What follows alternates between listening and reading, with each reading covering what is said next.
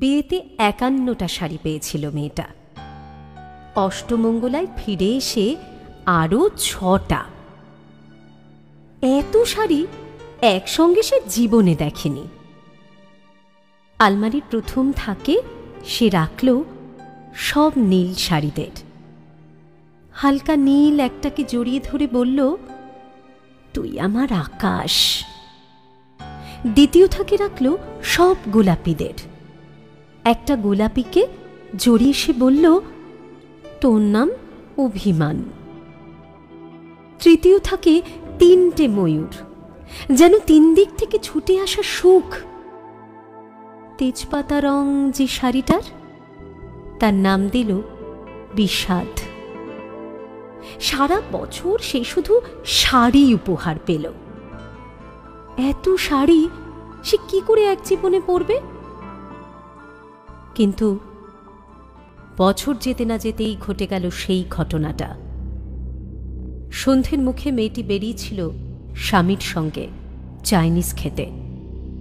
কাপড়ে মুখ বাঁধা ৩টে ছেলে এসে দাঁড়ালো। স্বামীর তলপেটে ঢুকে গেল ১২ ইঞ্চি, ওপর থেকে নিচে, নিচে নেমে ডান দিকে পড়ে রইল খাবার। চিলিফিশ থেকে তখনও ধোঁয়া উঠছে।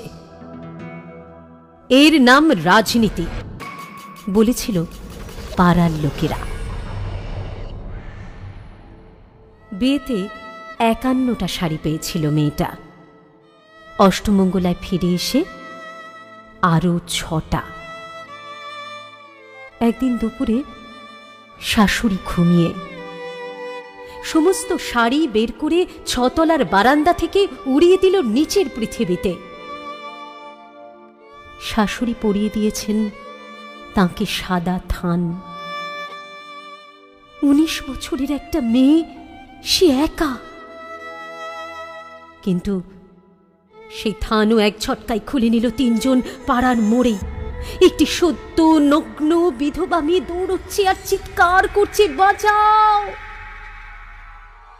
পেছনে ৩জন, সে কি উল্লাস! নির্বাক পাড়ার লোকেরা।